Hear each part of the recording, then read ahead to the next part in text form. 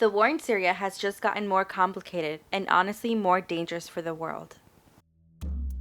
On September 30th, 2015, Russia began conducting airstrikes over Syria, targeting ISIS and Free Syrian Army units in the west of the country.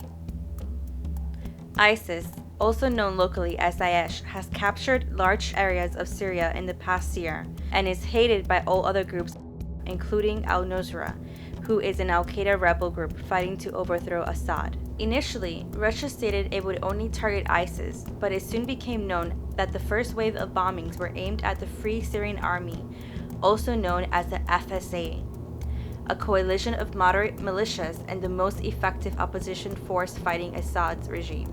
Reports coming out of Syria suggest ISIS took advantage of the airstrikes and launched assaults on several towns and villages north of Aleppo, an important city controlled by the FSA. The terror group was able to capture several villages and edge closer to Aleppo. FSA rebels in the city have called on the West for assistance, fearful that Aleppo will be surrounded on the east and north by ISIS and on the west and south by government troops. At the beginning of October, the Al-Nusra militia was also bombed. Russia, along with the Syrian Air Force, struck Al-Nusra bases in the northwest of the country, targeting their regional headquarters and command and control locations. At the same time, the Syrian army, together with allies Iran, Hezbollah, and Shiite militias from Iraq, launched a massive ground offensive in central Syria with the aim of striking a decisive blow to the various rebel groups.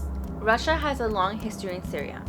During the Cold War, Syria was the Soviet Union's most reliable ally in the Middle East. The relationship between Russia and Syria was further strengthened when Russia was allowed to build a naval base in the Syrian city of Tartus.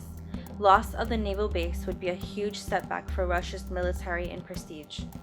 Russia also continues to supply Syria with weapons and military supplies, such as high-tech anti-aircraft and anti-tank missiles, a number of which have fallen into rebel hands and have become one of their most effective weapons against Assad's tanks.